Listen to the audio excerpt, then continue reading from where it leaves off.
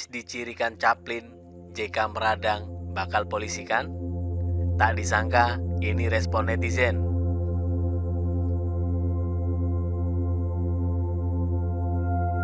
Tulisan yang dibuat pengamat sosial politik Rudy S. Kamri mengenai kepulangan HRS membuat heboh.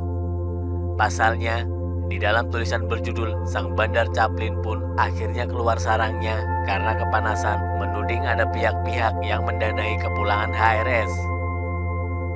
Pihak-pihak itu disebut Rudy dengan kelompok mafioso Triosi. Mafioso Triosi yang dimaksud Rudy yaitu Chaplin, Cendana, Cikeas. Pihak Yusuf Kala terganggu dengan tulisan tersebut karena merasa Chaplin yang disebut dalam tulisan itu adalah Yusuf Kala. Merasa disinggung-singgung, mantan Wakil Presiden Yusuf Kala akhirnya memberi penjelasan dan menyebut sebagai fitnah serta layak dilaporkan ke polisi. Sontak berita tersebut menjadi sorotan warganet. Akun FB @maklambe turah ikut membagikan tautan dan cuitannya dikomentari banyak netizen.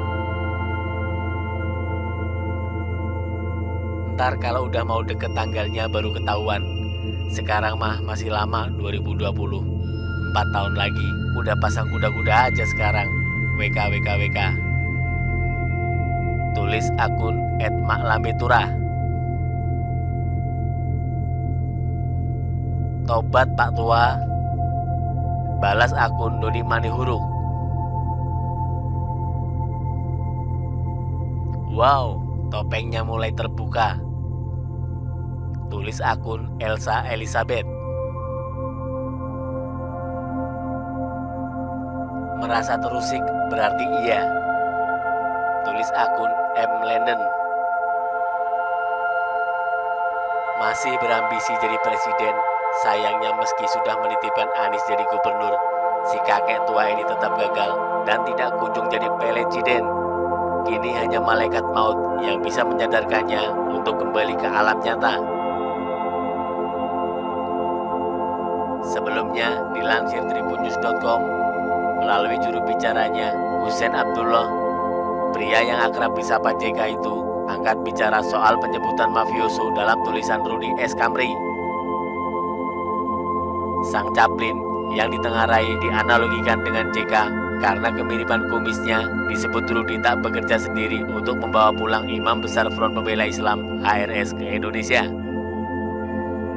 Dalam tulisannya, Rudy meyakini Chaplin didukung kelompok mafioso Triosi untuk mendanai kepulangan HRS ke tanah air. Mafioso Triosi yang dimaksud Rudy yaitu Chaplin, Cendana, dan Cikeas. Rudy harus hati-hati dengan konsekuensi hukum tuduhan mafioso itu karena tuduhan tersebut melampaui batas. Kata Uceng, sapaan Karib Hussein, Minggu 22 November 2020. Uceng menyebut bahwa istilah Cikeas bisa diasosiasikan kepada mantan Presiden RI Susilo Bambang Yudhoyono atau SBY. Kalau Cikeas kan orang asosiasinya ke Pak SBY, mantan Presiden RI ke-10 dan 11. Bukan kaleng-kaleng, Pak SBY 2 kali jadi Presiden RI. Kok tidak hormat sedikit pun kepada mantan Presiden RI? Apakah penulis bisa mempertanggungjawabkan tuduhannya tanpa sopan santun menyebutnya mafioso? Ujar Uceng. Uceng mengaku sudah berkonsultasi dengan ahli hukum soal tudingan Chaplin, dibantu kelompok mafioso Triosi untuk mendanai kepulangan Rizik. Hasil diskusinya itu, ia menyebut tudingan Rudy masuk kategori fitnah dan bisa diproses hukum. Saya sudah konsultasi kepada ahli hukum soal tudingan tersebut, masuk kategori fitnah, apalagi menggunakan sarana elektronik atau IT, sehingga dapat diproses secara hukum bila dilaporkan, kata Uceng. Uceng menegaskan M. Yusuf Kala tidak memiliki hubungan sama sekali terkait dengan kepulangan Imam Besar Front Pembela Islam HRS ke Indonesia. Uceng menegaskan tidak pernah mengkomunikasikan maupun mendanai kepulangan HRS dan keluarganya di Indonesia. Pak JK tidak pernah mengkomunikasikan ataupun mendanai kepulangan HRS, sebut Husein Abdullah dalam pesan tertulis. Husein menegaskan sejumlah buzzer saat ini sedang membangun opini negatif terhadap JK sejak kepulangan HRS ke Indonesia.